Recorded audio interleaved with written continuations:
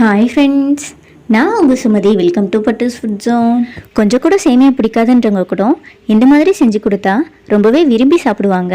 இந்த ரெசிபியை breakfast, lunch, டின்னர்னு எல்லாத்துக்கும் சாப்பிடலாம். ரொம்பவே ஹெல்த்தியும் கூட. இந்த ரெசிபி பண்ணுறதுக்கு ரொம்ப டைம் எடுக்காது, 10 நிமிஷம் போதும். ரொம்பவே சிம்பிளாக ரெடி பண்ணிடலாம். வீடியோக்குள்ளே போகிறதுக்கு முன்னாடி சேமியா பிடிக்குன்னா லைக் பண்ணிவிட்டு, இப்போ தான் ஃபஸ்ட் டைம் நம்ம சேனலை பார்க்குறீங்கன்னா கீழே இருக்க ரெட் கலர் சப்ஸ்கிரைப் பட்டனை கிளிக் பண்ணி கூடவே பெல் ஐக்கானே கிளிக் பண்ணி வச்சுக்கோங்க. அப்போ தான் நான் எந்த வீடியோ போட்டாலும் நோட்டிஃபிகேஷனாக உங்களுக்கு வந்து சேரும். வாங்க செய்முறையை பார்த்துடலாம். நம்ம இந்த ரெசிபி பண்ணுறதுக்கு 2 கப் அளவு சேமியா எடுத்துக்கலாம். இது கொஞ்சம் பெரிய சைஸ் சேமியா, பாயாசத்துக்கெல்லாம் யூஸ் பண்ணுவோம் இல்லையா, அந்த சேமியா தான். இந்த சேமியா கிடைக்கலனா நார்மலாக உங்ககிட்ட எந்த சேமியா இருக்கோ அதிலே நம்ம இந்த ரெசிபியை பண்ணலாம். நான் 2 கப் சேமியா எடுத்திருக்கேன். இது கிட்டத்தட்ட 200 கிராம் இருக்குது. சேமியாவை நம்ம தனியாக வேக வச்சு எடுத்துக்கலாம். ஆல்ரெடி நான் தண்ணி கொதிக்க வச்சுருக்கேன். இது கூட 2 பட்டை, 2 கிராம்பு சேர்த்துக்கலாம். பட்டை கிராம்பு ஆப்ஷனல் தான், நம்ம ஃப்ளேவருக்காக தான் சேர்க்குறோம். இது கூடவே நம்ம எடுத்து வச்சுருக்க 2 கப் சேமியாவை உள்ளே சேர்த்துடலாம். தண்ணி நல்லா சூடானதும் சேமியாவை உள்ளே சேருங்க. அப்போ தான் ஒன்றோட ஒன்று ஒட்டாமல் சேமியா உதிரி உதிரியாக நமக்கு கிடைக்கும். ஹை ஃப்ளேம்லேயே வச்சு சேமியாவை ஒரு 5 நிமிஷத்துக்கு வேக வச்சுக்கோங்க. சேமியா டக்குன்னு அடிப்பிடிச்சிரும், அப்பப்போ கிளறி விடுங்க. இது கூடவே நம்ம 1 கரண்டி அளவு எண்ணெய் சேர்த்துக்கலாம். இது 2 டேபிள் ஸ்பூன் அளவு இருக்குது. எண்ணெய் சேர்க்கும்போது தான் சேமியா குழகுழப்பு தன்மை இல்லாமல் இருக்கும். ஸோ இந்த ஸ்டெப்பை ஸ்கிப் பண்ணாமல் பண்ணிக்கோங்க. கரெக்டாக 4லேருந்து 5 நிமிஷம் போதும். சேமியா கரெக்டான பக்குவத்துக்கு வெந்து வந்துடும். இதை ஒரு மூடி போட்டு மூடி வேக வச்சுக்கலாம். பாருங்கள் எந்த அளவுக்கு சேமியா நல்லா வெந்து வந்திருக்கு. இப்போது இதில் இருக்க தண்ணியை நம்ம ஃபில்டர் பண்ணி எடுத்துக்கலாம். நான் இது கூட உப்பு எதுவும் சேர்க்கலை. நீங்கள் விருப்பப்பட்டால் 1/2 ஸ்பூன் அளவு மட்டும் உப்பு சேர்த்துக்கோங்க.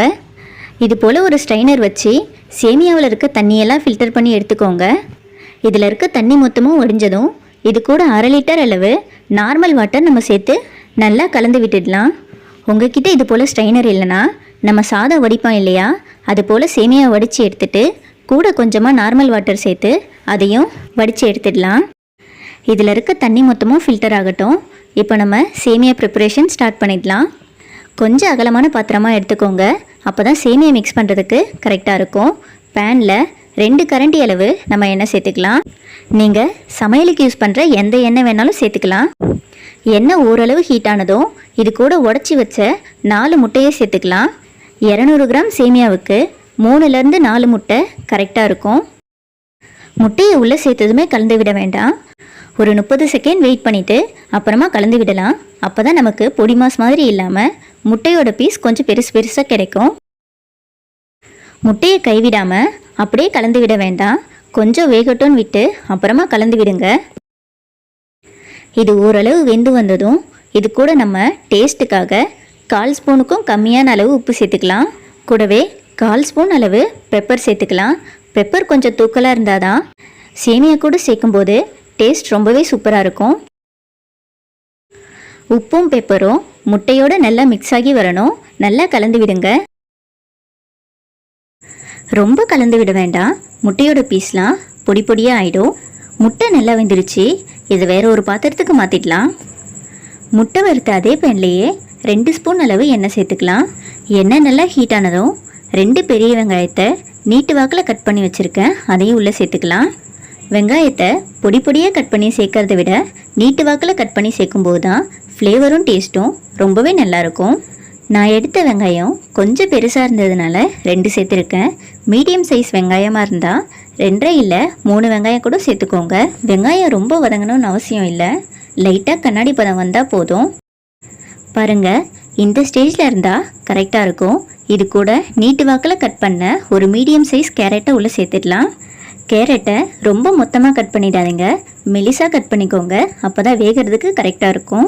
இது கூடவே ஒரு குடமிளகாவை கட் பண்ணி வச்சுருக்கேன், அதையும் உள்ளே சேர்த்துடலாம். நான் இன்றைக்கி க்ரீன் கலர் சேர்க்குறேன். உங்களுக்கு என்ன கலர் கிடைச்சாலும் நீங்கள் அதை சேர்த்துக்கோங்க.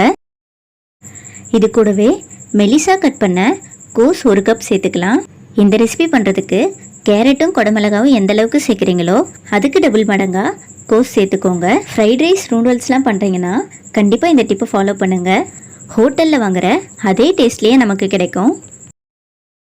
இது கூட நீங்கள் எக்ஸ்ட்ரா என்ன காய்கறி வேணாலும் சேர்த்துக்கலாம். நம்ம சேர்த்த காய்கறி எல்லாம் 50% வெந்தால் போதும். ஒரு 2 நிமிஷத்துலேயே நல்லா இந்த அளவுக்கு வெந்து வந்துடும். இந்த ஸ்டேஜில் இது கூட 2 ஸ்பூன் அளவு டொமேட்டோ கெச்சப் சேர்த்துடலாம். இது ஃபுல் அண்ட் ஃபுல் ஆப்ஷனல் தான். நீங்கள் கெச்சப்புக்கு பதிலாக 2 தக்காளியை மிக்சி ஜாரில் போட்டு அரைச்சி கூட சேர்த்துக்கலாம். இது கூடவே 1 ஸ்பூன் அளவு சோயா சாஸ் சேர்த்துக்கோங்க. இது டேஸ்ட்டை நல்லா தூக்கி கொடுக்கும். ஸோ இதை கண்டிப்பாக சேர்த்துக்கோங்க. இது கூடவே 1/4 ஸ்பூன் அளவுக்கு பெப்பர் சேர்த்துக்கலாம். இப்போது கொஞ்சமாக பெப்பர் சேர்த்துக்கலாம். கடைசியாக இறக்கும்போது ஒரு 1/4 ஸ்பூன் அளவுக்கு பெப்பர் சேர்த்துடலாம். இது கூடவே 1/4 ஸ்பூன் அளவு காரத்தூள் சேர்த்துடலாம். மசாலா ஃபுல்லாக காய்கறியோடு மிக்ஸ் ஆகிற அளவுக்கு நல்லா கலந்து விட்டுடலாம்.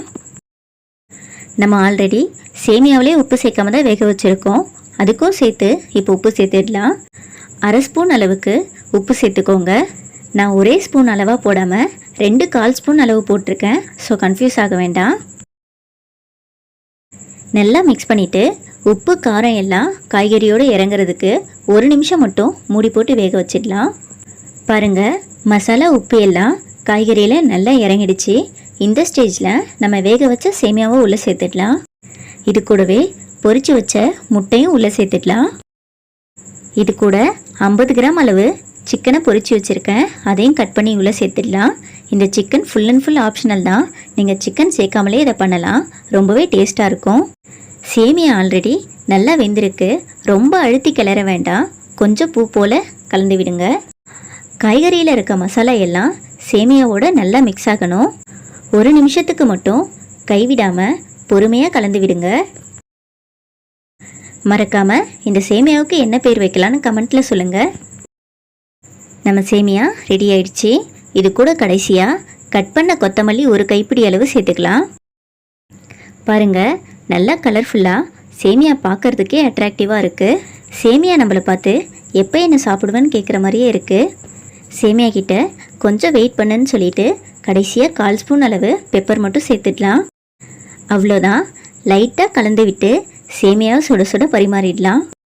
இந்த சேமியாவை நீங்கள் குழந்தைங்கள்லேருந்து பெரியவங்க வரைக்கும் எல்லாருக்குமே கொடுக்கலாம். எல்லாருமே ரொம்பவே விரும்பி சாப்பிடுவாங்க.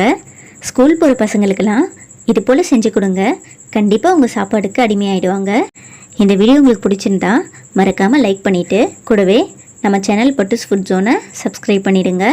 நான் சொன்ன அளவுகளோட சின்ன சின்ன டிப்ஸ் அண்ட் ட்ரிக்ஸ் எல்லாம் ஃபாலோ பண்ணி நீங்களும் சேமியா ரெடி பண்ணிவிட்டு எப்படி வந்திருக்குன்னு கமெண்ட்டில் சொல்லுங்கள்.